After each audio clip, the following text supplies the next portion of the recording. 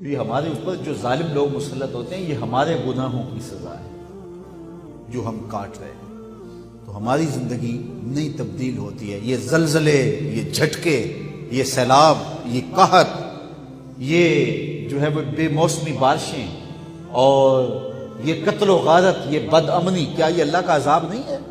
یہ اس کی طرف سے عذاب استیصال نہیں ہے، لیکن جو چھوٹا عذاب ہے یہ نہیں ہے کہ ہم پاکستان میں رہتے ہیں، مسلمانوں کا ملک ہے، لیکن ہمیں مسجد میں نماز پڑھنے کے لیے باہر پہرے دار کھڑا کرنا پڑ رہا ہے. یہ ہمارے لیے عزت کا سبب نہیں ہے. کبھی سوچیں کہ یہ کتنا اللہ کا عذاب ہے. اپنے گھر میں ہم محفوظ نہیں ہیں. ہم اپنے گھر کا رات سوتے وقت 3-4 مرتبہ رات کو جو ہے وہ تالا چیک کرتے ہیں کہ اچھی طرح بند ہے. کبھی یہ زمانہ بھی ہمارے اوپر آیا تھا؟ تو یہ اللہ کا عذاب نہیں ہے، یہ اللہ کا قہر نہیں ہے. اور حکمرانوں سے بھی پوچھ لیں کہ وہ چین کی نیند اپنے محلات کے اندر سو سکتے ہیں؟ ان کا نرم بستر ان کے لیے راحت کا سامان ہے، ان کے لیے قرار کا ذریعہ ہے. تو یہ اس کے عذابوں کی صورتیں ہیں، لیکن ہم عبرت حاصل نہیں کرتے اور اللہ کی طرف رجوع نہیں کرتے. اچھا نہیں کریں گے تو کیا یہ عذاب یوں ہی گزرتے جائیں گے؟ ایک زلزلہ اور آنے والا ہے، جب وہ آئے گا تو پھر کوئی بچ نہیں پائے گا. آئیے قرآن کھولیے. اللہ قرآن میں فرماتا ہے اذا زلزلت الارض زلزالها، جب زمین تھر تھر کانپنے لگے، واخرجت الارض اثقالها، اور زمین اپنے بوجھ باہر پھینک دے گی. اتنا زوردار جھٹکا ہوگا.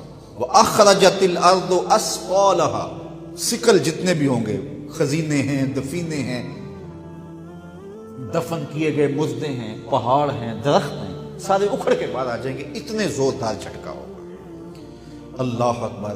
وہ سورہ اسرافیل کی آواز ہوگی، جس سے پہلے تو کانوں کے پردے پھٹنے لگیں گے، پھر سینے میں جو ہے وہ دل دہلنے لگیں گے، اور وہ خوف اتنا ہوگا. قرآن سے پوچھئے یوم یجعل الولدان شیبا، اس زلزلے کا، اس کا خوف اتنا ہوگا کہ یوم یجعل الولدان شیبا، اللہ تعالیٰ فرماتا ہے پیدا ہوتا بچہ اس خوف کی وجہ سے اس کے سیاہ بال فوراً سفید ہو جائیں.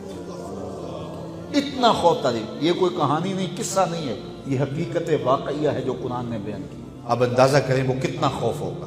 یوم یفر المرء من اخیہ وامہ وابیہ، باپ بیٹے کو چھوڑ کے، بیٹا باپ کو چھوڑ کے، ماں بیٹی کو چھوڑ کے، بیٹی ماں کو چھوڑ کے، شوہر بیوی کو چھوڑ کے، بیوی شوہر کو چھوڑ کے بھاگ جائیں گے.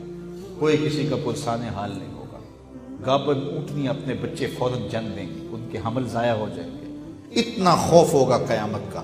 اذا زلزلت الارض زلزالها واخرجت الارض اثقالها، یہ پہاڑ اتنے زور سے ٹکرائیں گے آپس میں، ایسا زلزلہ ہوگا تو یہ پہاڑ آپس میں ٹکرا جائیں گے، تو ٹکرا کے چورا چورا ہو جائیں گے. یہ حقیقت واقعہ ہے جو ہونے والا ہے. قرآن نے اس کی حکایت کی ہے.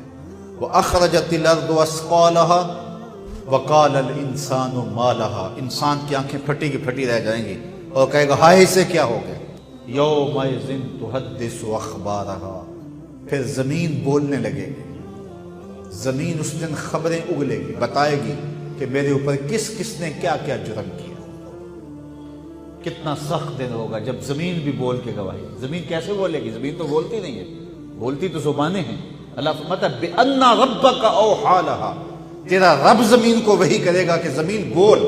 زمین بولنے پہ مجبور ہوگی، پھر بتائے گی کون کون میرے پہ دادے عیش دیتا رہا، کس نے کس کی عزت کہاں پامال کی. زمین بول کے کہے گا اے داور حشر میرا نام اعمال نہ پوچھ، اس میں کئی پردہ نشینوں کے بھی نام آتے ہیں. پھر زمین جو ہے وہ اگلے گی، راز اگلے گی.